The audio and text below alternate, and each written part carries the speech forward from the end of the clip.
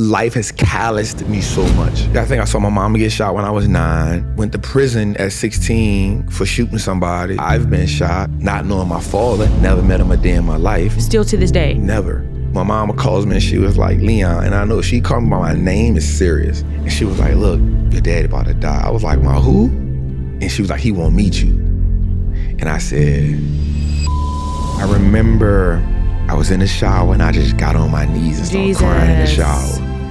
And I was like, God, my life right now, this is everything I ever wanted. More than what I wanted. But I'm empty. What's up, y'all? It's your girl, b.simone. Welcome back to another episode of Let's Try This Again. I am your host. I have such an amazing guest today. But before we get to the guest, I know you see the merch. I got on a hoodie. Y'all, all the shirts sold out. So now we have the hoodie and the sweatpants to match. So go to letstrythisagain.com and get your merch. But back to my handsome. Come on. It's successful, come on. Healed. Come on. Black man sitting across from me. This is my first guest of 2025. I feel so honored. You are the first one to be here. Listen, I feel so honored, so blessed. Thank you for inviting me. Thank you for coming. It's been a long time. We've been trying this We've for been a trying minute. to do. He's so busy, y'all. No. No. Yes. You. No, you. You was on tour. You was wilding out. You came to the show. Why not? What did you think about it? Amazing. But that ain't the first show I came to. But it's the first time you... Oh, you're right. You slipping. I don't even like that you disregarded my presence at your friendship like that. Like, I'm showing up for you. You really... Every time you ask me to show up, I pop up. Ask me for something. Friendship. You don't ask me for nothing. Because sometimes it's not the things that you ask your friends for, it's their presence. It's their concern. Energy. It's their energy. Yeah. And I like to keep my reservoir full. Yeah. So I might need you for something. You're right. Like, you like keeping it in the pocket. Yeah, that's like good. I know how close you are with God. I might need one of them b.simone prayers one day. Come on. I need you to put that prayer up for me. Yeah, because we do have great conversation. All the time. I have a confession. I'm going to make it on the mic in front of the world. Oh. I used to have a crush on him, y'all. What? I really did. I was really like, oh my gosh, like he is so fine. He is this, he's that. But then... This is a public confession. Nigga, we made it. But the more I got to know you, I didn't put you in a brother category, but I felt more of like a friendship covering for me. Like if I ever needed something, this man would be here. You. And we have such deep conversations that it was almost one of those things where like, I respect this too much to even think about that. You know? So I was like, yeah, that's my confession. Let me tell you, it's so dope because I think that, you're definitely a really beautiful woman. And as men, sometimes we don't know how to contain ourselves, right? We'll think that every beautiful woman we supposed to go out, we supposed to shoot at them, we supposed to, you know what I'm saying? And so for me, I have kind of been in a place over these last maybe 5-6 years for sure, where I've just been like, I know I'm gonna meet a lot of great people, and it's okay to be attracted to them. For sure. Right? I'll be lying. I'll be like, yo, I ain't attracted to be, but it's like, sometimes you can mess a situation up and you can say, you know what? That friendship will serve me so much better. And that's not why that person is in my life. Like, yeah. I agree with that. We'll ruin things. Yes, I agree with that. You know what I'm saying? And all right, you guys, really quickly, before we move on, I have to thank BetterHelp for sponsoring this video. You guys already know I take my mental health serious. I do not play, baby. But this year, I am really working on setting boundaries. And I've been feeling guilty about it. Y'all, saying no is so hard for me. But a therapist can help me process my feelings of guilt. Because since I'm not used to setting boundaries, sometimes I really feel bad and sad about it. A therapist can also help me develop tools to measure progress on my own terms. The new year is a blank space for you to write a new story, you guys. BetterHelp makes it easier to get started. And I don't want to hear any excuses because BetterHelp is fully online, making therapy more comfortable and convenient so you don't even have to leave your home. You guys fill out a questionnaire. You can match with a therapist in as little as just a couple days, and you can easily switch therapists at no extra cost if it's not the right fit. Start fresh any day of the year with BetterHelp. Click the link in the description or go to betterhelp.com/b.simone and get 10% off your first month of therapy. That's betterhelp.com/b.simone. All right, you guys, back to the show. I enjoy our energy. And it's crazy because I started seeing like we had the same circle of people all the time. You know, like mentorship wise, we done bumped heads in church sometimes, you know what I'm saying? And so you just feel like, yo, this person is in my life. And our connection was always, whatever I could do for you. Always. Let me know. Always. Call me. But I'm telling y'all, if y'all need a friend that's going to show up, this man is like, B, I'm going to do the pod. B, he did my last podcast. You doing this one. He pulled up to my shows. He done flew to Dallas to support me. And it's like, seriously, strictly platonic. And that's why I said it's one of those platonic relationships that it's like, you don't even want to mess that up. Like, this is my brother. If I need something. I got you. That's what we calling your episode, From Hood to Holy. Come on. If I need him to pull up with the he might pull up with the but then it's like he gonna pull up with the Bible too. So it's like it's a scripture for the shooting. It's one of them. It's like, no, like I just really for sure. I'm playing, but I value our relationship. Somebody told me this the other day, and they told me, they said, man, I value it was somebody on my team. And it was like, I value how you rock for your friends. Yeah. And it's because so what happens is the way I come up, all of my friendships, and it was based around, are you willing to die for me? Wow. That mentality. Yeah. But that's biblical though. Yeah. A man should lay down his life for his friend. And that's what I based everything on. Are you willing to die for me? Are you willing to go to prison for me? Okay. That ain't biblical. I'm like, hold on. But it was because I come up a certain way. That's where you came from. So if you wasn't really willing to do none of that for me, then we couldn't be friends. And so as my life started transitioning, I started realizing that friendship was deeper than that. Okay. And I was more valuable than a friend to people than that. When I first got on this journey, me and somebody I was real cool with at the time, he was doing a mentorship, and like somebody unexpected pulled up. And he went handle the situation. I was like, bro, why you ain't call me? He was like, bro, I knew if I would have called you, where would have escalated it to? Wow. And I value our friendship so much, I wouldn't put you in that situation. And that was one of those moments for me, like, oh, okay, there's different types of friendships. There's different types of friendships, and you're allowed to put people in categories. Yeah. Like, I shoot my podcast at my house. That's one of the reasons, and I thank God for that. I'm discerned so heavy on who I want on this platform. That's good. Like, certain people just can't walk in my home. That's fair. You know what I mean? Yeah. So it's like you can put people in categories. I can say hi to you. I can be kind to you, but I'm not calling you a friend. Yeah. And I used to call everybody Friend. a friend is my sister. Yeah. Somebody I can be vulnerable with and trust that when I get up from the table, I'm not the topic of conversation. Somebody I can cry on your shoulder and let you know who hurt me, but I don't see you walking around with that person later. The definition of friendship has changed so much for me over time. It's just so different. Do you feel like even when you were in that street lifestyle and that different mentality, you feel like you were a good friend then? Oh, I was an amazing friend. Okay. But the reason why, again, it's the parameters around the friendship. Got it. So it was because, one, we was in the street doing illegal stuff together. Sure. So I have to trust my life with you. You got to trust your life with me. We getting into it with people from all different areas. I got to trust that you willing to pull up and do whatever for me.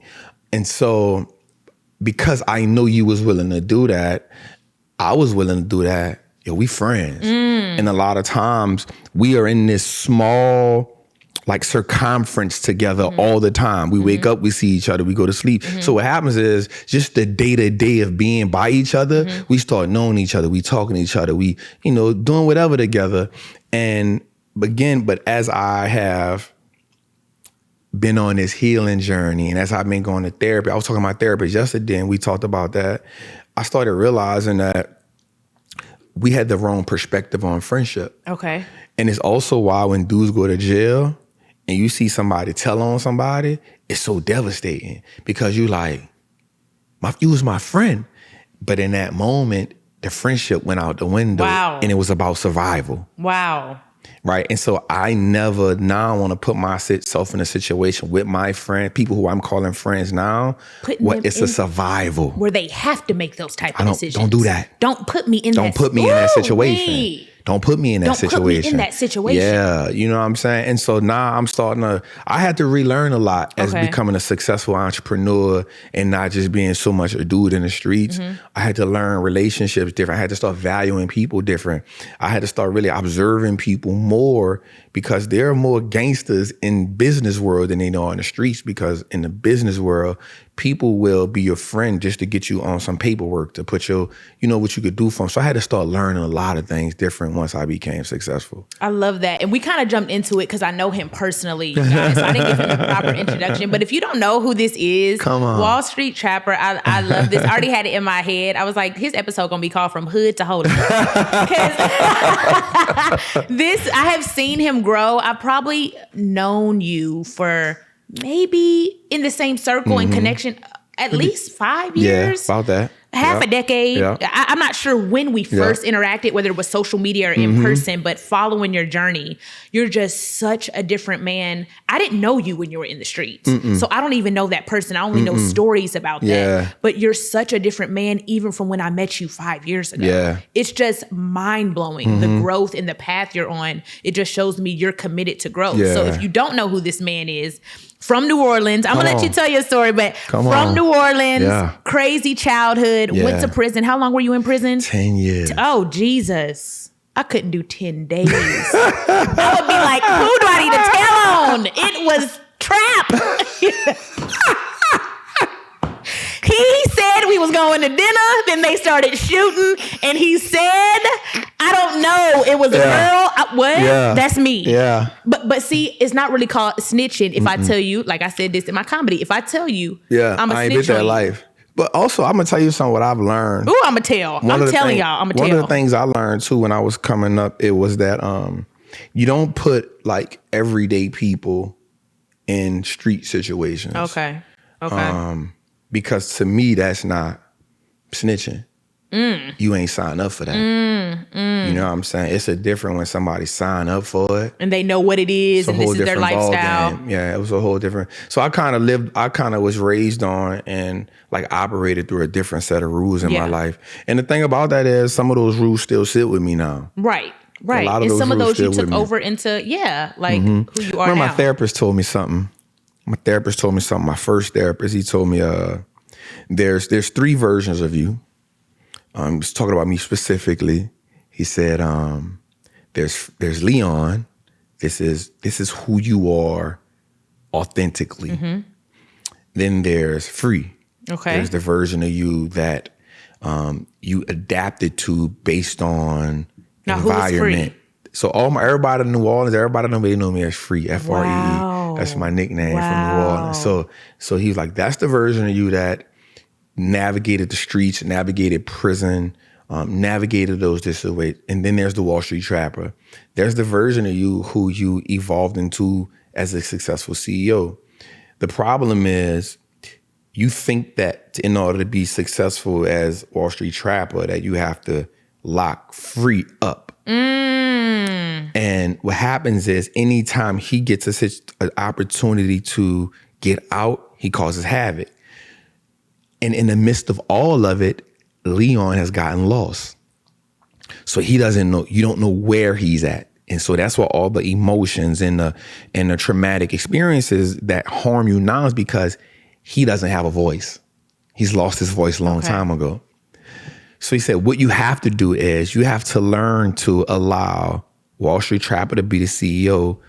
You have to learn to allow to walk with Free, but not let him make executive decisions because he is a extremist. Okay.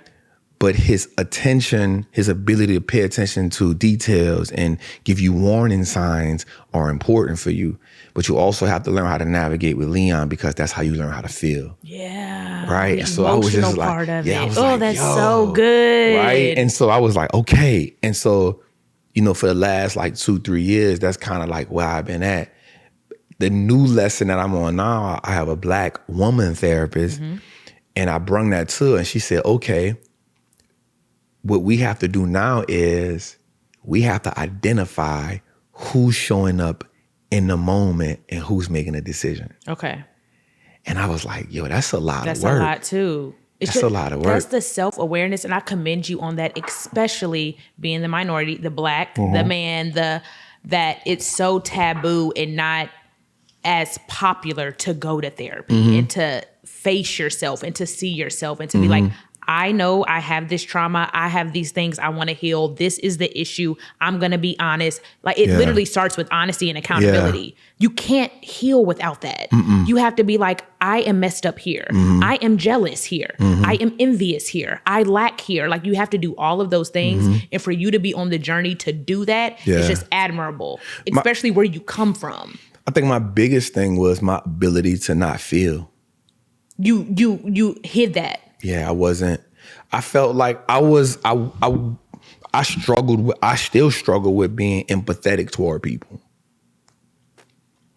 I struggle with it. You're expressing it or feeling it? Feeling it. Really? I struggle with it as such a, and so empathy is putting yourself in someone's current situation and feeling it. I struggle with it because life has calloused me so much. I think I saw my mama get shot when I was 9. That was a situation. I went to prison at 16 for shooting somebody several times. Wow. I've been shot.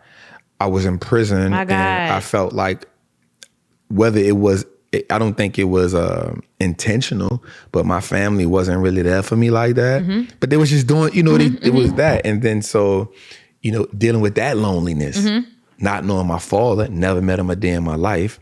That was a thing. Still to this day? Yeah, never. You know what I'm saying? Do you know where he is? Is he living? So here's the situation. Maybe 20, so my daughter is 8 right now. So when she was about 2, whatever those years is. Shout out to baby girl. That's too. my baby. She so loves cute. you. She loves you. I met her. Listen, I was like, oh my gosh. You her so best mature. friend. Oh, that's my girl. You her best friend. Hey, girl.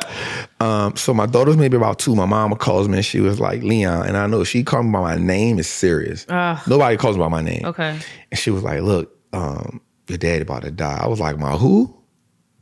She was like, your dad about to, I said, hey, check this out. And she was like, he won't meet you. And I said, yo, he got to die with that. What? He'll never meet me. What? I said, I'm not letting him clean his conscience. And I got to live the rest of my life with it. And so my mama was like, you can't be that cold-hearted the rest of your life. And I said, the world cold. The world don't got no sympathy for nobody. Now, mind you, this was maybe 7, 8 years ago. Yeah. So maybe 6 years ago. So my daughter be 9, it's just maybe 7 years ago. And my mom was just like, yo, you're really cold-hearted. And that was a moment for me. I don't know how I would respond today. He ended up passing. Passed away. And you never. Wow. Never thought about it. Never. In my mind, it was, my God. How can I give you that relief when I have went through life always wanting you to be there? My mama goes to prison. I wound up being homeless for a stretch. Where were you? I'm in prison doing a 10-year bid. Where were you? Where were you when I wanted to shoot this man who robbed me? I had no advice from you. So I leaned on the wolves in the street to tell me what to do. Was it a selfish situation? 100%. I think today you would react. And I say like today, I may respond differently today. Yeah. But that was a part of, and that's why I tell you now I struggle with, I'm getting better at it, being empathetic toward people because I always felt like I had to navigate through life and life didn't care. Right, you're like, figure it out. Figure it out. It's a problem. It's life. Like my partner called me 2 weeks ago. He just come home from prison from doing 25 years. And he calls me and he says, 60% of the people I know in prison. Still locked up. Yeah, are coming home or just something like that. So he says, he called me crying. And he like, say free, bro, man. And I can't hear him because he has one of those. He's crying. Yeah. And I said, what's wrong? He said, man, somebody just robbed me. And I said, bro, immediately my tone changed. I said, bro, suck that up. I said, what you went to prison for? Because he went to prison for attempted murder and robbery. I said, now you know what it feel like to be on the other side of the gun, dog. Wow. Suck it up, bro. He was like, but I'm just saying. I said, bro, ain't no buts out here. Suck that up, bro. You went to prison for attempted murder and robbery. Bruh, that's what it feel like. But now, do you feel like there should be a balance? This was 2 weeks ago. Right. And now you're like, ugh. So my therapist was like, so I told my therapist that, and she was like, okay. So she asked me a question. Which was? And the question was, if that was you, how would you feel? And I said, it's just my turn. And she said, okay, now I see what we got to work on. Okay. She said, I see what we got to work on now. We got to work on recalibrating you emotionally. 100%. Right? Because you don't feel like there's victims in the world. I say, I do. But the victims are only the 9-to-5 people, the average person who didn't sign up for it. So she said, okay, question. But see, that's your business mind, your entrepreneur mind talking. You feel me? Yeah, going to like, yeah. This is it. So she says, okay, question. What if it was me? Mm-hmm. I said, in that case, I would do everything I could to help you. I would try to figure out how we can get the police involved to help you. What did they take from you? I would probably give you everything they took back from you. I will call you consistently to make sure how you feeling emotionally, spiritually. She said, oh, I see what a disconnect is. And I told her I put people in the world in two pools. There's a group of people who didn't sign up for all the harsh things that happen in life, but life happens. Mm-hmm. But then there are a group of people who signed up for it. Whether it's you in the streets, you doing anything illegal, you made that decision. Okay. And I always feel like for every decision you make, there's a repercussion behind it. It may not come today, may not come tomorrow, but there's repercussion behind it. And so in my life, that's why I give so much. That's why I show up for people who I call friends so much. It's because in my heart, I know a lot of the stuff that I did. And this is my way of cleansing myself. My prayer always is like David, God created me a clean heart. So that I don't keep reflecting on the things that I did. But those are done. Yeah. You have already been forgiven of that. 100%. You know what I mean? You know, like you don't have to keep trying to make up for it. Yeah. Like, I get it. You're like, this is me paying back for all, but it's like restitution. That's gone. Like God let that, but you were forgiven for that when you did it. You know what I mean? So it's not like a catch-up game. I don't feel like you have to do that either. True. I feel like it's a good thing. You're like, this is my time to do the good for all the bad I did. But every breath is a clean slate. 100%. You know what I mean? So Especially because you have such a pure heart and you want to do right by people. Yeah, for sure. You want to do right. You are committed to therapy. You're committed to being better. You're committed to this better lifestyle. Yeah. So for sure. That has been my struggle. Yeah. With even success. I tell God all the time, like, I ain't worthy of this. But you are. But I am. He chose you for it. And that's the next thing. And he graced you through all of that, allowed you to live through it, allowed you to go through it, allowed you to experience it for moments like this and for what you're doing on your platform with your community. The building you just got. The building. What? Y'all, this nigga's rich. He trying to be up here. He's trying to be up here. Oh, Wall Street, Leon, free, God bless, whoop-de-whoop. No, this is a rich nigga, bro. You see his wrist, he over there giggling. His wrist probably costs more than this condo. Don't do that. Tell us about the building. So we bought God and my therapist. This therapist probably getting $1,000 an hour. She ain't you. I'm telling you, transformation costs.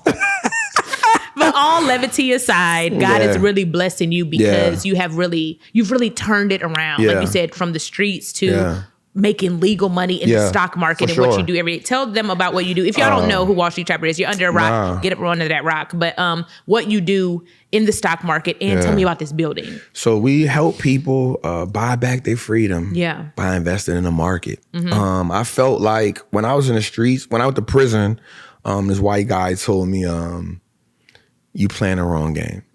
So he had embezzled $2.8 million, paid restitution on $800,000. He was able to keep $2 million. He did 18 months. I'm doing 10 years. Jesus. Everybody I know, we doing digits. And he was just like, man, y'all playing the wrong game. Like he was like, you have to learn how to do 3 things that well-to people do. Stop trading time for money, start making your money work for you, and give value to people. And then the next thing, later on conversations, he was like, wealthy people invest in stocks because it's the easy way to build wealth. They buy real estate because it helps offset taxes, and they start business because that's how you give value to the marketplace. And America rewards people who give value to the marketplace. And so I stuck with the blueprint. Okay. While I was in prison, I just learned it, came home from prison, and saw that there was a great parallel between how America was run and how dudes in the street operated. And I was like, oh, this the same thing. They just don't go to jail for it. You know what I'm saying? Like, you on the street, you selling heroin, you selling cocaine, they sell Advil, Tylenol, and all these other prescription drugs. I was like, oh, this it. And then I started knowing that everything that, like 70% of the stuff that we buy or do in America is on the stock market. Okay. And so I was like, if you look at the top 10 richest people in the world, they all own companies in the market. Wow. And so I was like, oh. So I just started telling my homies in the street about it. And, we don't want to hear that because initially, we disassociate ourselves with that game. We think it ain't for us, right? Or I'm not going to take time to learn all this. I already know how to do this and I could stick to this. Just learn it. And so the same way we learned how to cook crack, it's the same way you learn how to flip stocks. It ain't no different. Right. And so I initially started telling them stuff like, all right, bro, check this out. If we go to jail, if we get killed, which are the 2 things that gonna happen, because we don't know that many retired dope dealers. It's either or. Yeah, and we don't know that many retired robbers and jackers. Where do we leave our kids? And at the time, I didn't have none. And I was like, bro, even if you put the money in the market and you go to jail, you come home, you still got your money in the market. You ain't got to start off on nothing. So that was my initial way to get my homies in. And then I just locked in on it. My dough got kicked in once I came home because I started, hustling against. Yeah. I got found out guilty.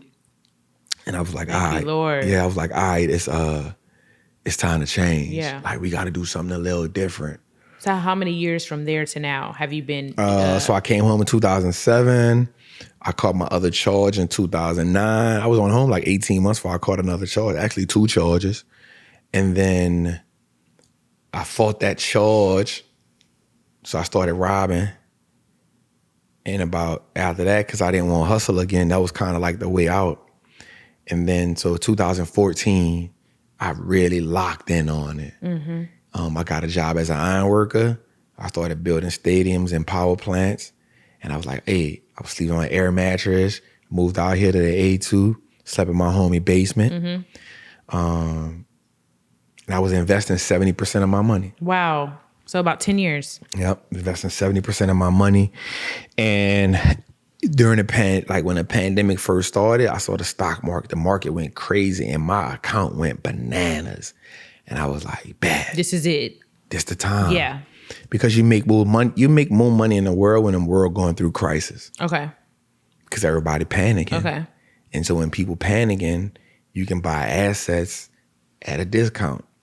And so because I came from the street, I just had a different perspective about money. I wasn't scared of nothing but God.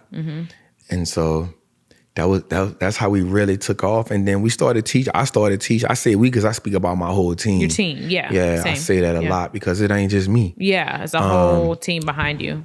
So we dedicated to making the market relatable for the everyday person. So if you somebody that's on Wall Street or got business and all, you probably ain't gonna relate to what I'm saying, right? But so far this year, last year, we made 6 people millionaires through the market. Wow. You know what I'm saying? We got over 5, 6, at least 800 people made 6 figures. Thousands of people hit 4 and 5 figures. Wow. And to me, that matters more than any dollar. Yeah. You know what I'm saying? Last year, we did $1 million trade. One trade made $1.2 million. Wow. In 6 weeks, what I did with the building was, the building's called a Freedom Center. So what are you doing there? So we're going to do media, education, and we're going to have a child learning center. Oh, I love that. So the building was $5.5 million. Mm-hmm. Down payment was roughly almost $1 million. So I said, I don't want to give these people my liquidity. And I had this bright idea that I can make $850,000 in 6 weeks in the market. Mm-hmm. We documented it. We did it. We took the market, made that the down payment on the building. Mm-hmm. And so we said the market bought the building for us. That's fire. And so that was just a way to show people how you can maneuver the market. And it was a way to show everybody that the market is for us, no matter where we came from. So that's the goal with that right now. And I'm excited about it. It's another level for me. It is. It's another level for me. Yeah. You know, but I say that business is the greatest game in the world. And I pride myself on being a great businessman. I pride myself on hearing God. Mm-hmm. Something went wrong yesterday, and I said, God, I know why that went wrong, because I ain't hear you. I was moving too fast, and I ain't sit down and listen to you. I'm going to take that one. Or sometimes you don't even ask. Yeah. It just sounds good. Right there. I ain't even asked you. You didn't even consult. I went with my move. Oh, man. I went with my move. And so at this version of my life, good ain't God. It ain't it. Yeah. So this version of my life, I really just want to be I read Psalms a lot because I like the different emotions that David go through talking to God. He goes through every emotion. Yeah. And so for me, that's why I'm at, B. What was the shift for you getting to that spiritual journey? Because you can see when people go through their spiritual healing, their vocab starts to change, the dialogue starts to change, even the Instagram captions start to change. Come on. Niggas start glowing. Come on. You're like, he done found God. Come on. Like, it's the most beautiful process to watch with people you know. Even myself, sometimes I'll just I'll sit there on Instagram and I'll go all the way down to my first Instagram post and I just look. Like, it's just like rewatching. See the transformation. Oh my God. Yeah. And I just cry. Like, where I am today, God had this all planned. This girl that went viral in 2016, it's like, I'm going to just wrap the medicine in candy. I'm going to let you go viral for acting crazy, cussing out F-boys, saying this, saying all this, who I was in that season. You know, I'm not condemning that girl at all. That's who I was. It's a part of the process, but it was all for what I'm doing now. For sure. You know what I mean? So what was the transition when you really... We've always known God and believed in it, but I'm talking about relationship. Bro. Like, I feel like for the past few years, my dad's a pastor. I grew up in the church. I've always had religion, but relationship. It's two different things. The past few years, like actually seeking God and knowing him for myself, not my dad's faith, not my friend's faith, not my pastor's faith, me hearing and seeking God for myself. What was the shift for you? So a couple things happened. Me and my mom's relationship is really not good. Wasn't or isn't? Still not. Okay. We growing, we work. Okay. It's such a traumatic relationship with me and her. The foundation of it. Because she's dealing with her own issues. You know, being on drugs, drug abuse. Jesus. She's been shot. She shot somebody. Jesus. You know, it's never easy to go to prison and leave a child homeless. And so she blames herself for a lot. But at the same time, I don't like people playing victim. Again, I deal with empathy issues. And so it was a moment where me and my mom would be around me, and it would just like really piss me off just looking at her. And I would use my daughter as the buffer. Wow. Like, you can be with your daughter, grandchild. I'm not going to hold that away from you, but leave me alone. Okay. You know what I'm saying? But I felt like I was doing right by her. I paid all the bills. I bought the house, paid the house off. But I couldn't stand to be around her. And even though I was successful, like I just felt empty. Yeah. Yeah. I just felt so empty, right? And I remember I said, okay, God, I was in the shower and I just got on my knees and started crying in the shower. And I was like, God, you've given me, my life right now is exceedingly abundantly above. That's it. But I'm empty. This is everything I ever wanted. More than what I've wanted. But I'm empty. Mm-hmm. And I don't even know how to fill myself back up. Mm-hmm. And so I remember going to T.D. Jakes' church in Dallas. And that I felt something I ain't never felt before. Okay. And then I locked in with E.T. heavy. Powerful. And I was like, okay, I see what's going on here. And I say, God, I ain't perfect, you know it, but I'm going to dedicate myself to just building relationship with you, being on accordance with you. And I just locked in from there. What did relationship look like for you? Was it like prayer? Was it constant conversation? Yeah. Was it, because to me it sounded like, number one, desire. Mm-hmm. You desire change. And number two, community. You were reaching out to people that you felt like at least had some type of spiritual connection. 100%. You know, the ETs, the TD Jakes, like a little more elevated in their spiritual walk. But also it was because, and this is the last thing, I could not connect with a woman. I kept running through the same process. Was it because that lack of emotion? Yep. We would get close. Now, mind you, I went to prison because I got set up. So a woman I was dealing with, I'm 16, or we young. We both from the hood, though. So a girl set you up. The girl set me up. So when I went to go get us something to eat, so I used to get these hotels all the time when I was young. It's in the hood, so it ain't a big deal. It was in the hood, so it ain't like I was going to the Marriott or Full Seas. I'm going right to the motel. Motel. Right by the corner, so yeah. You coming or not? You coming or not? You feel? Get some Chinese food. Get some Chinese food. Get that Chinese food. So I went. I was running around with niggas like this. God done kept me. Do you hear me? I was running around with niggas like this at 18, 19. That was cute. You're about to get shot. You about to get shot.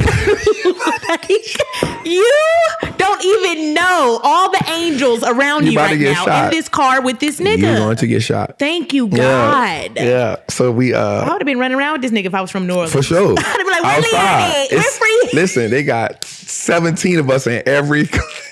We all the same. I'm like, you talk to Free? You talk to that's my nigga. Yeah, you're 12. You gotta say that's my little yeah. That's my little yeah. That's my little yeah. That's my little yeah. Yeah. I was in Dallas doing the same thing. Yeah. So she hit me up and she was like, yo, let's go to the hotel. I was like, bet. Mm-hmm. I was like, let me go, get what I gotta get. And so we go, because we was so good. Like whatever I was doing, I should do it in front of her. And so, I was making a little bread. I'm 16. I'm probably making like $5,000, $6,000, $7,000 a week. Like that's legit. Like I'm popping. I had a Delta 88. I was making a little bread. You know how much I was making at 16? Delta 88. I was on fire. Clocking in for $6 an hour. Yeah. Nah. Working at Limited too. Nah. Yeah, I would have been with you. Yeah. I'd have like, that's my little yeah. We was working. So her mom was on drugs.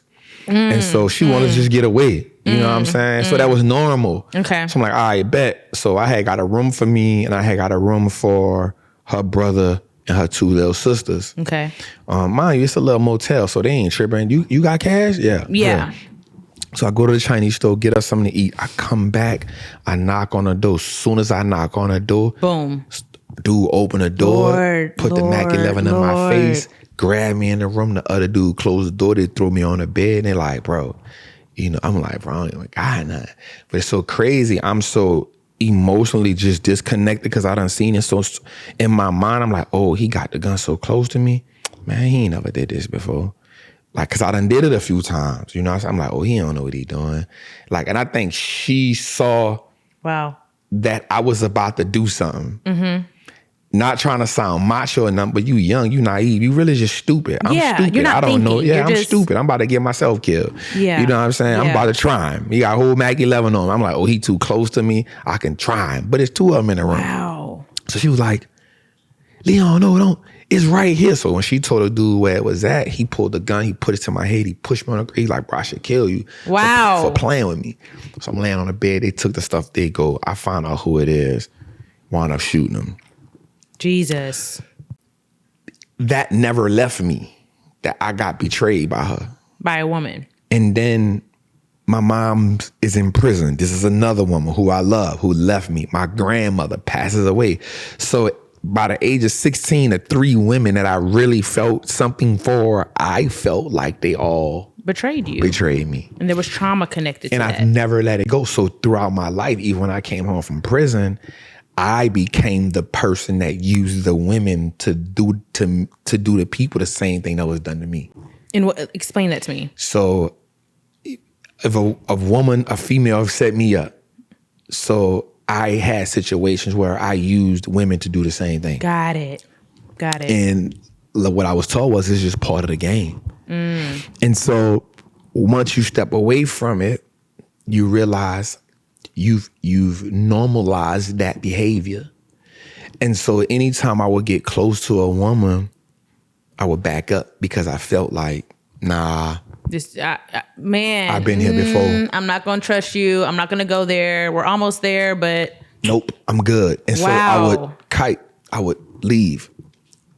I said all that to say, on the spiritual, what helped me get closer to God was I was dating a woman at the time, and I had never met a woman that made me feel so comfortable. Jesus.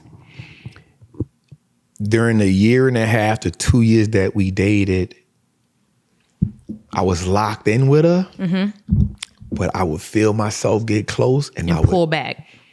And so I started having anxiety where I wanted to get closer to her, but dealing with what I dealt with, I didn't know how to release it. And I didn't know how to explain to her what it is I'm going through. I didn't have the tools for it. And so I said, listen, we had went on a trip out the country. And literally the only time I enjoyed the trip was when we was out doing activities. You couldn't. Anytime we was like in the space together in the room, I would like go in the other room and I got this big old like villa. I would go in the other room and read.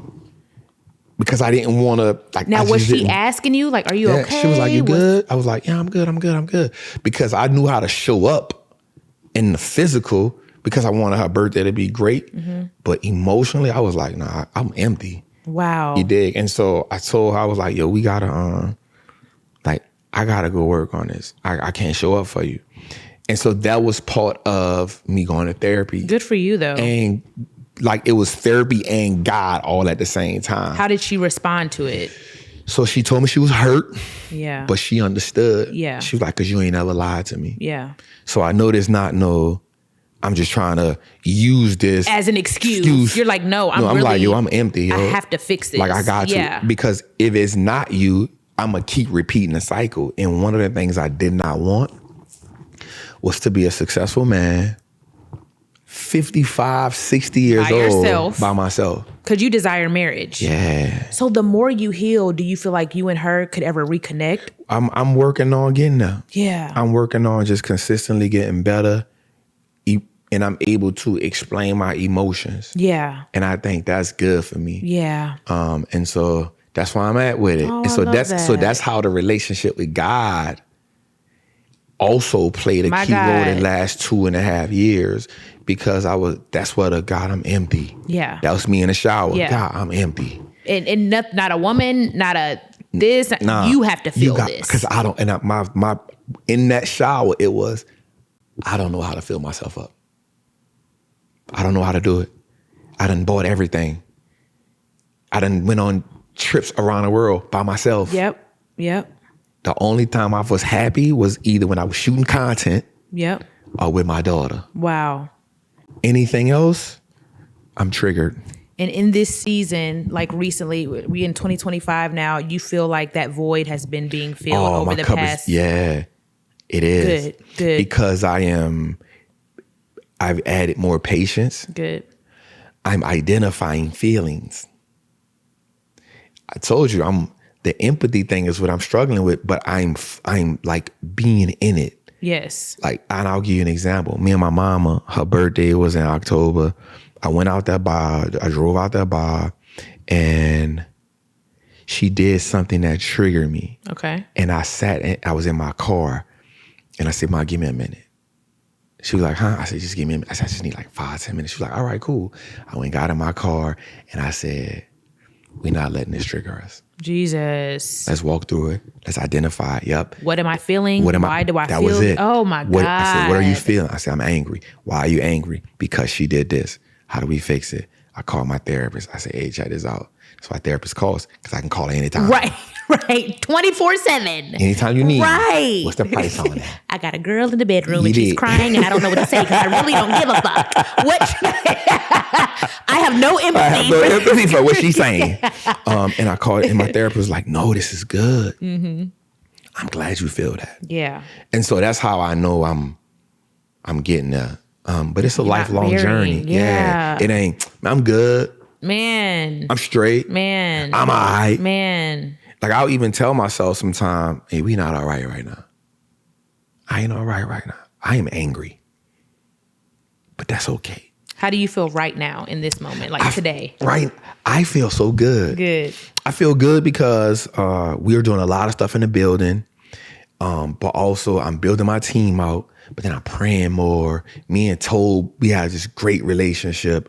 Shout out to Toby. That's my I'm coming to your London show. I'll be over there in Europe. Y'all pull up. And even with him, me and him, and I'm building relationships with people like that. Because Tobe is like, "All right, nigga, how you feel?" You know what I'm saying? Like, what's up? What's up? How you feel? You need to cry? Talk about it. Yeah. Let's talk about it. Let's talk about it. And so being able to have that, and even Fata asked me, "How you feeling, Trap?" I love her. So for me, it's, this is about to be good, right? You know, it's simple, but as a Black man, being able to be safe enough to say how I feel and not feel like I'm lesser than because I say how I feel is so revolutionary and freeing for me. Yep. You know what I'm saying? And not feel like it's going to be I'm going to be weaponized for saying, "Nah, bro, like, I don't feel it right now. I'm not good." No, I ain't. That's okay. Yeah. Let's talk about it. How can we? And so what happens for me is how I show up for you. I can show up for my friends like that because I know if push come to shove and I need to call one of my friends, the people who I call friends, it's okay. Okay. I love that. I'm Come so on proud now. of you. I'm gonna do a little. This is a mature conversation right here. This is really sexy and mature. I told you, I don't know. I wasn't gonna make you cry. I don't. But we can have good I talk. already cried today. Yeah. Y'all know me. I be like, he crying. God damn. Who put this clip out? When's the last time you cried? You want to be honest? Mm-hmm. Don't lie to me, Trap. I will not.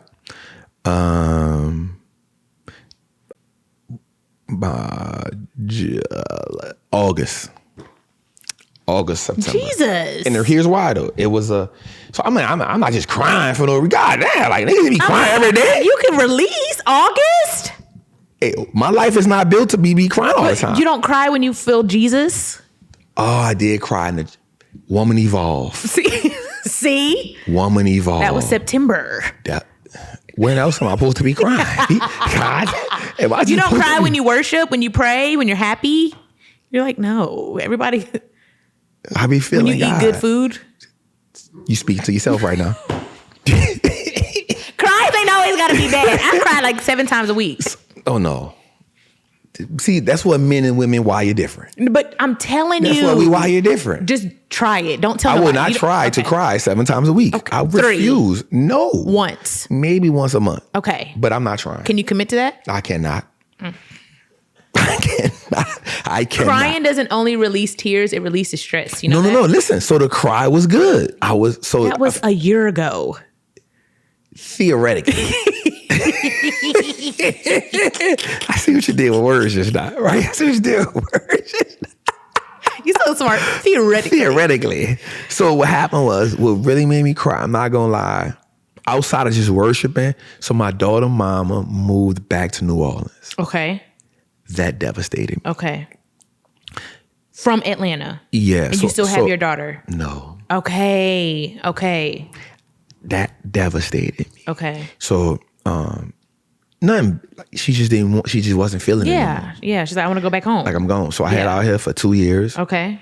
I was paying everything, and I wasn't doing nothing weird. Like we haven't did nothing. My daughter about to be 9. We ain't did nothing since we made her. Right. Not a slap on the butt. Not a hey wink, girl. Nothing. Okay. Not a thing. Not a drunk night. I don't even drink. Not a. What if she do? She do. Rub up on you? Mm-mm. Okay. Stay away. Okay. Turn to the side. Church. Good night. No empathy.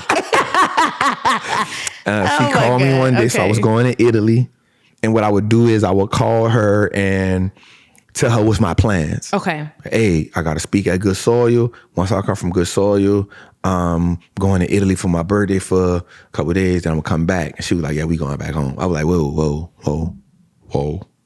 Huh? So yeah, we going back. And I was like, yo. So I said, man, you can't take my child. Oh, Lord. That was my reaction. It went straight there, yeah. I said, man, you can't take my child. Mm-hmm. And she said, I said, we got to get lawyers. Because I just don't want, because in my heart of hearts, I'm putting my child in the best situation. Yes. Yes. New environment, new school. Yep. And with her father. With her daddy. Yeah. For 2 years, we just been rocked out. Yeah. I got to go into after school programs, gymnastics, soccer, and I'm loving it.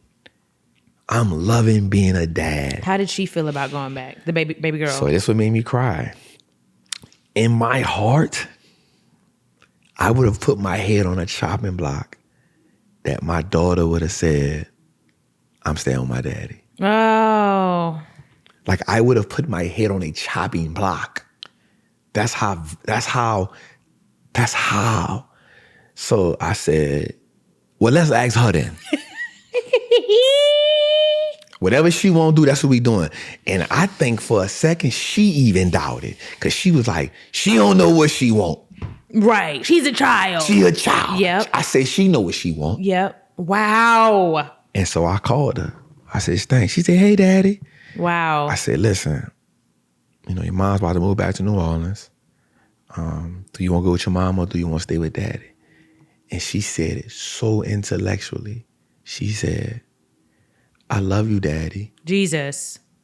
But I'm sorry. I'm going to go with mama back home. And when I say my heart dropped, I started crying. I caught myself and I said... In that moment. I said, it's okay, baby. Mm-hmm. There's no wrong pick here. Mm-hmm. Like, do what you want to do. Just know daddy always here. Nothing can separate us. She said, you gonna still come see me, dad? I said, hell yeah. Mm-hmm. You call me daddy on a flight. She's like, all right, daddy. She said, I love you. I said, I love you too. And I hung up the phone and I just bawled out crying.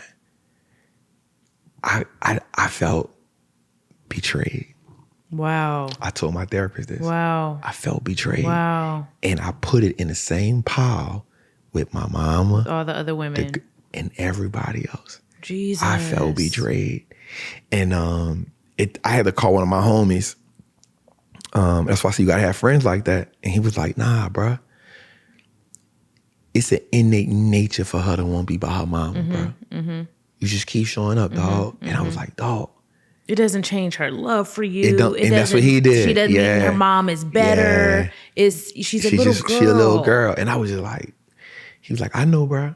It hurt. And my partner let me cry on the phone. Wow. I love that. I was devastated. And the enemy is attacking you with these women. And that you have to heal that because God is trying to use you in that space. With whoever this girl is, whether it's her, God bless that if it's supposed to be that. Whoever it is, God is going to bless that and use that for his glory. And the enemy is trying to keep you away from that. For sure. You have to heal that. So good. And I'm so proud of you for desiring to heal that. Because there is some powerful woman out there that if you connect with her, if you heal that and go back to that, it's going to just be the enemy is too scared of it.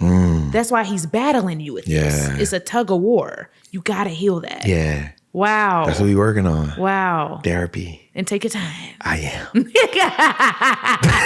No rush. No rush. It's okay. All right. Talk to me. I love you. Before we go, just pull a card. I always go with the middle. Okay. All right. When do you feel judged and how do you handle judgment? I feel judged every time I do my best to help someone on social media get their financial trauma in order. Tell me about that. Why does that make you feel judged though? Because people, they're trying to figure it out. Like money is such a delicate topic. Okay. Not just black, white, whatever. Money is such a delicate topic. And my intent is always to help you see money the way that I do. Okay. I am not healed emotionally and spiritually. That's my journey. Okay. But financially, I am super healthy. You're like, I'm there. Right. I'm in the best. When the money? Yeah. Nah. You're like, that's easy. Nah. Yeah. Yo, we not spending. What's the numbers? What we doing? Nope, that don't go. And to help, and the thing about me is because I do it in a public situation, and I do it in front of millions of people all the time, to tell somebody something about their finances, the world gets to judge you for that. And for someone to say that they know your intent is so not cool. You may not agree with what I'm saying, but when you saying you know my intent behind it. Yeah. You can't know that. You can't know that. You can't see my heart. You're assuming. Yeah. And so what happens is, if I'm trying to help you financially, and then because I know the financial help that I am attempting to do is 100% outside of your norm. It is an uncomfortable situation, but it's also not by the book. Yeah. Because even though knowledge that we get in books are amazing, it's still the blueprint that someone has given. And I truly feel that in order to be massively successful, you have to break the blueprint. You have to go against what's already there. And take those risks. And you got to take the risk. Yeah. And so that's how we get innovation. That's how you get where you are. That's how I get where I am. You went against the grain. Man, that's so true. Right? You went against it. And so trying to tell somebody that something simple as, don't put your money in a bank. Put it in a stock market and use this as a savings account before you even, like, I'll use the whole stock market as a savings account and not the bank. And somebody will be like, well, what if it crash? And I'm like, okay, well, you're getting assets at a discount. But I'm gonna lose my money. And I'll be like, well, technically, no, it's decreasing in value. But if we look at history, the market goes up more than it goes down. So whether the market is up or down, you're gonna make more money than you would make having your money in a savings account. No, that don't make no. And so now I have to wrestle with your trauma. And so I'm improve. And I gotta, helping people who come from what I come from, working class poverty and low in poverty, heal their financial trauma. Oh, it's difficult. Is a battle. It's difficult in itself. Yeah. At first, I used to be so aggressive with it. The way and how do I handle the judgment is I pray on it because I know my intent. Yeah. You know your heart. I cannot be responsible for people's response to what I'm saying. To my information. That's not not for me to deal with. And you can't control and that. I can't control it. And so the thing I focus on more is making sure that what I'm saying is coming from a genuine place. What I'm saying is something that I have done. And what I'm saying is something that I have made work for me. I love the second one. What I'm saying is something that I have done. Yeah, I'm not going to tell you to do something that I haven't done. I don't teach from theory. Yeah. I teach from practicality. Experience. 100%. Okay. And so the way I handle that is, one, it's being patient with them. Like, all right, bro, like we know the mindset they coming from. And I also understand that it is assignment. In my heart of hearts, until God tells me something different, I feel like this is my assignment, because who else can teach people about money than someone who is relatable to them? Yeah. It's how we learn. Yeah. And so I feel like there's not a situation in the streets that I haven't been through. So I know the group of people who I'm truly striving to teach. Because if you teach Black men, that was my initial audience, Black men and Black women who come from the street. Why? Because I was a dude that was shot. I was a dude that went to prison for shooting. What happens if I can save 10, 15, 20, 1,000? The hood is the hood everywhere. If I can help more men from the hood gravitate to the stock market, I now have more fathers. I now have more Black men who can say they want to be grandfathers, that are financially who can think stable. about being leaders, who can think about different things. When I was in the street, I never thought about being a father. I never thought about being a grandfather. Now I'm like, yo, I need to have a baby by this age, because if I can have it by 45, 50, 60, they'll be 15. Like, I'm thinking grandfather-ish, like, you know what I'm saying? I'm thinking like that. And that's something I never used to do. Yeah. And so and now that I see it in my audience, it's like, hey, bro, I'm trying to get out the street, Trap. Yeah. What do I do? Wow. Women who were dancing, like I know a lot of strippers. I know a lot of chicks who used to set people up, helping them see themselves different. I know what you're called to, what this beacon of light is.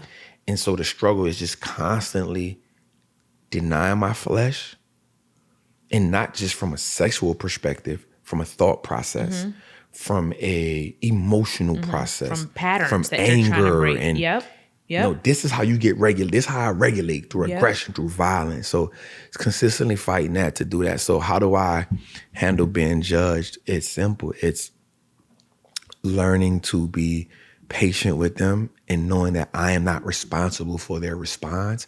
I'm only responsible for the initial communication. I love that. I like the smile. That's the smile. I just be looking at him like, he's so cool. That's the smile right there. Okay, I'm going to let you go, but people called in and asked you questions. No, they didn't. They did. They did not. They did. People called in. Hi, this question is for Wallstreet Trapper. Get out of here. You told that to the community? You told them I was coming? Yeah. They need to join your community. Join and let's try this again. Let's try this again. I'll do something. You know what? I want to do something for your community. What? So let's figure out how, like, we can do like a Zoom call for your community. Okay. Your Patreon group. Let's figure out. You got one of those? What you have? I'm building an app. You got the app. I got the app. So your app. So, I'm just so used to saying Patreon. Yeah. The app. Let's figure out the people that's in your app, how we can just do a call with Trap. Yeah, I love that. Do a Zoom call with them. We'll answer some questions. We'll set figure something it out. up for them. Let's figure that out. Okay. I'm going to serve your community at a high level. Once again, he's showing up for me. I'm like, can I do anything? I'm like, hello. That's it, yo. Just Use me. keep showing up how you showing up. Okay. Every time you cry, that's one cry I don't got to do. Keep crying for me. I can't. When next time you cry, text me. I will not. Just text me a tear. I'm gonna text me the tear emoji. I'm gonna be like, yes. Hey, and I mean, when you going back on tour, your tour is so dope. Listen, I'm gonna tell you what I love about. Before you tell me this, right? Okay. One of the things that happened to me was I was on tour because we did an 8-city tour, and after the first 2 shows, I told my guy, I said, Jose, I said, I know what's missing. He said, what? We was averaging 600 people per show, so that was good. I said, I'm on this stage and I'm not giving God enough glory. Jesus. So to start off every show, I would cater a message around some type of biblical principle. And so when I saw you do that at your show, you text me and said, what do you think? And I said, the storytelling, the everything, your engagement, the way you put God in that, the way you wrap your comedy around God, and then the relatability of who you are, and then double back around God, and then end the show on that. Brilliant, Stop. B. Brilliant. Thank you. Brilliant, because it's bold. Thank you.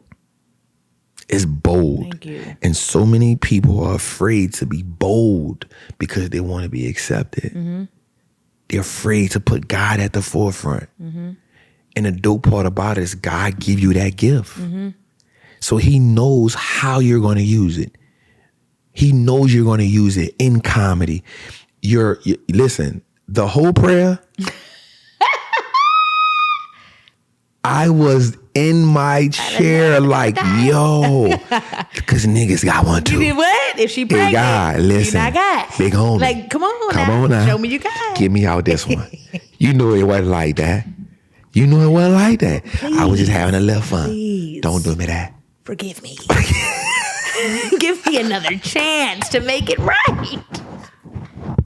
So when you said that, I was like, yo, that's it. So the relatability, the transparency, the bringing God in, the use, like you would take how you use your sister. My God. And then you was like, now why would she say that? Yeah. Why? Yeah. You know, just using, I was like, yo, this is so brilliant. Thank you. So yeah, you using that. I have to tell you that. Thank you. You're using that, and I just can't wait to see you keep evolving. Me too. So yeah, so I had to tell you that.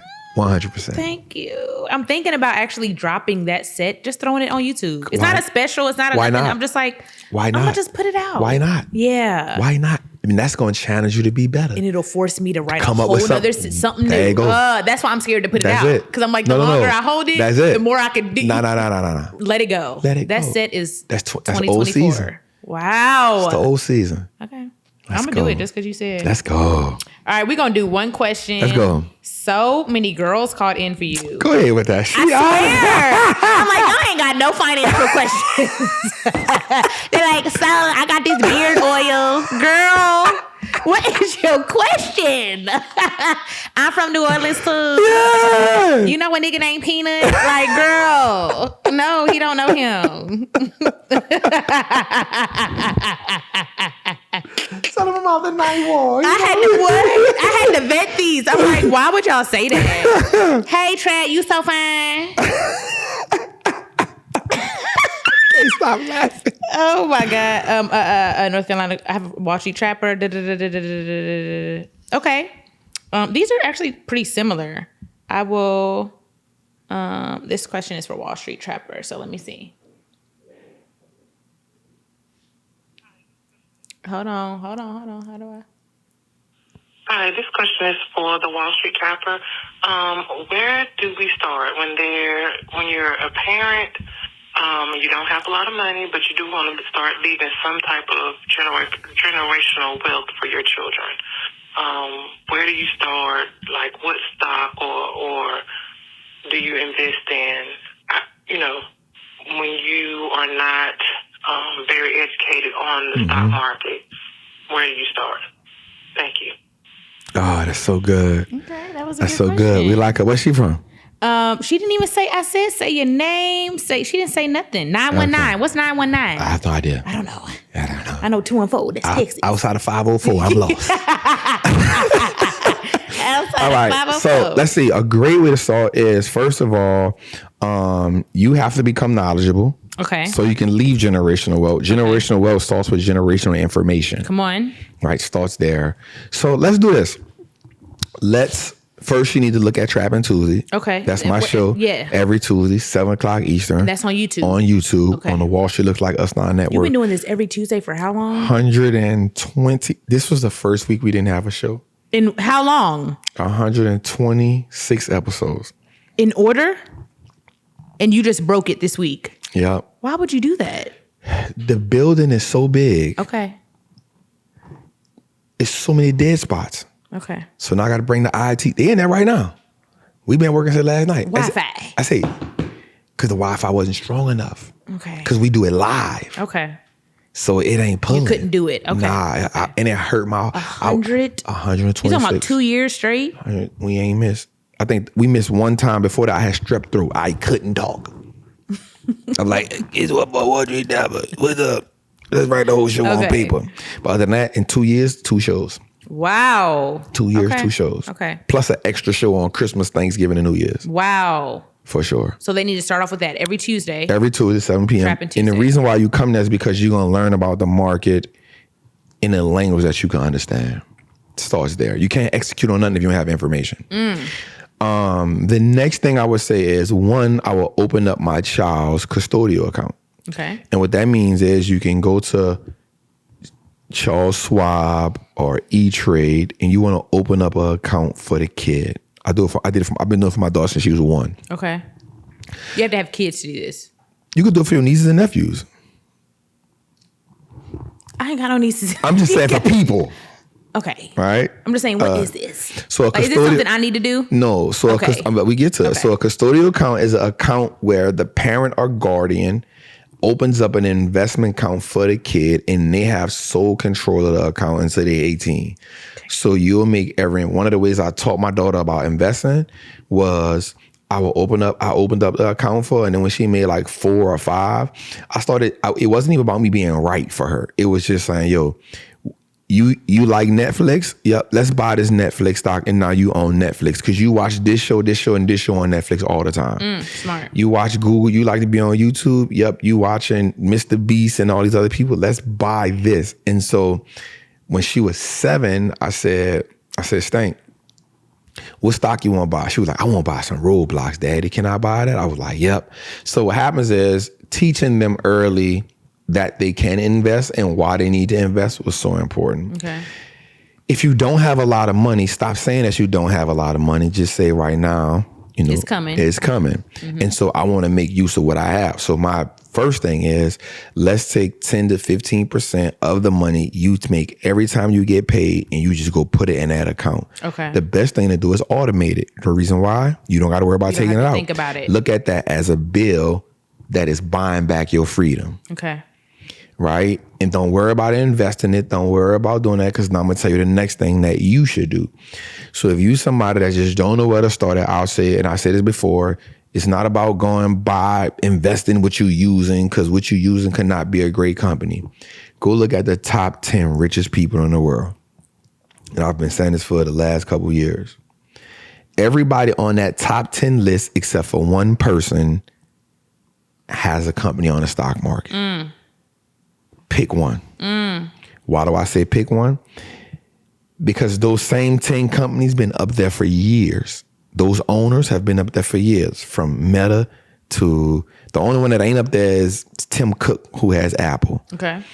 And the reason why I say that is because if an owner is in the top 10 richest men in the world, that means he has a pretty great company. Mm-hmm. And he's not rich just because his company is doing good. He's rich at that level because the stock of his company is doing good. And he owns about 18 to 20% of his company's stock. Okay. That's how he's on the list. Okay. So if you think about Mark Zuckerberg, you think about Elon Musk, who's the richest man in the world right now, he's worth about he's worth, he's $400 billion. Lord have mercy. It ain't because Tesla has done amazing. They've done really good. But the stock has gone up 60% the last part of the year. From the time Trump got in office, got elected, to December, the stock was up 70%. His wealth increased by 70%. He made $12 billion in one day. Then the next day his wealth was up $30 billion. It wasn't because they sold more cars. It's because the stock went up. That's how our net worth increases too. Okay. So first, just start there. Yeah. And the reason why I say that, if you're in the beginning, you're not worrying about getting it at a discount and what this thing worth. Just get in the game. Learning, doing. Get in the game. You gotta have your hand Feel the in game. It to learn it. I've never once played the game with fake money or paper traded. The reason why, and that's why I say people will go against some of the stuff I say, is because most people tell you paper trade. And that's trading with fake money or investing with not real money. And the reason why I say that didn't work for me was because you feel it when your money involved. You feel it. Mm-hmm. right? And you got to overcome what it feels to make money or lose money. Financial trauma. If you always run from losing money, then you will always play it safe, and playing it safe will never get you anywhere in America. Okay. Y'all heard it here first. That's how. If you don't know who this is, you get from under that rock and go for it. The fact that he my friend and I don't know nothing about stocks, and I don't like that for you. I don't like that. I don't even know. You sound like you're speaking Chinese to me. I don't like that for you. Okay. We definitely got to at least get you. This year. Yeah. But I have to learn it. I can't just like give you my money and be like, here. I'll teach you. But I'm asking. Right here. What can you do for me? Learn how to invest your money through me. Meaning, let me teach you how to invest so you can then teach the people around you. I don't got to teach your people. You can teach your people. I'm not teaching them stocks. You don't got to teach them. You just show them what you're doing. That's the thing. When people think about teaching, they think it's so hard. Like, I know. It does. It ain't hard. Okay. Like, if you just tell me. I'm committing to doing that this year. We'll do something together. You'll teach B.Simone how to do this. I'll teach you how to invest your money. I don't like that. I'm excited. You just act that wasn't excitement. That wasn't excitement. And the laugh ain't real. And the laugh wasn't real. I have so much to do this year. I'm about to shoot 2 movies. You want to be in the movie? Of course. Yeah. You want to be a killer? Huh? You want to be a killer? You're acting. That might come too easy. That might come too easy. You could be a killer or you could be a lover boy. A lover boy. That's what I want to be. Or you could be the killer that is a lover boy. Now you speak my language. Best of both worlds, baby. Best of both worlds. I got 2 scripts. Come on. I'm going to book you. I'm going to send them to you. Come on. All right. I like that. I love you more. You know that. I love it. I thank you for having me here. Let's try this again. He is the prime example of resilience, from hood to holy. Hood, I like that. From hood to holy. Man. From hoodlum to homeboy. From hoodlum to husband. Peasant to preacher. You really about to start preaching. You know you. Don't do that. Deacon. Stop. It's calling. Stop. All right. Stop. I'm going to pass that torch. Amen, amen. DT going to be like. TDJ's going to be like, Yeah, come here. Yes, sir. Pastor Leon. Pastor Trap. No. Pastor Trap. You have to cut. You Put me in the league of my own. Put me PT. PT. No. PT. No. Pastor Trap. You're not doing Pastor Trap. Okay. What's your last name? No. I'm going to Google it. Howard. Pastor Leon Howard. Dr. Leon Howard. Okay. I'm prophesying. You're about to be a pastor. No, a financial pastor. Keep playing. Financial pastor. You're going to be in a pulpit. Pastor of finances. With a handkerchief. And the first lady right there. Y'all, I'm going to let him go. This is another episode of the Let's Try This Again. I have such a headache. And I'm pushed through this episode, but this was great. I'm so glad you came, and I love you so much. And I'm so more, proud babe. of you. I appreciate you. So great. I'm proud of you too. You know that. Please tell me, use me this year. Tell me something outside of, like, tell me to pull up or something. Like, stress me out. Like, can you be in Paris by 9? Come on. And I'll be like, come on. I have to go because I owe him so much. That's it. Like, tomorrow, That's London, it. I need you to speak on the panel. That's it. I need you to show up tomorrow. That's it. Everyone canceled. That's it. Give me something stressful so I can show I'm a real good Ooh. I'm not kidding. That's what I'm going to do. Don't do it like that. No, that's exactly how I'm going to do it. Friday. Like, AB is... You be like, I swear if you do that, I will have to cancel everything. I say, hey, and I'm going to make sure it's like Paris or the UK. It ain't even got to be that. If it's in Atlanta, you're like, tomorrow, 3 p.m., I need you at the building. You said stress. That's not easy. That ain't stress. That is stress. That's okay. That's not, let me cancel this, let me cancel that.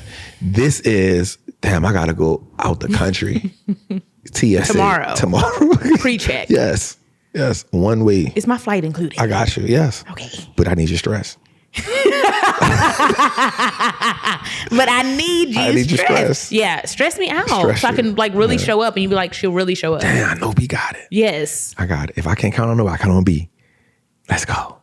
Love you. I love you more. Thank you. Thank you. Another episode of Let's Try This Again. I'm your host, b.simone, with my boy, Wallstreet Trapper. Yes, and I will see you guys next week. Audio drops every Monday. YouTube drops every Tuesday. Get your merch on letstrythisagain.com. Bye.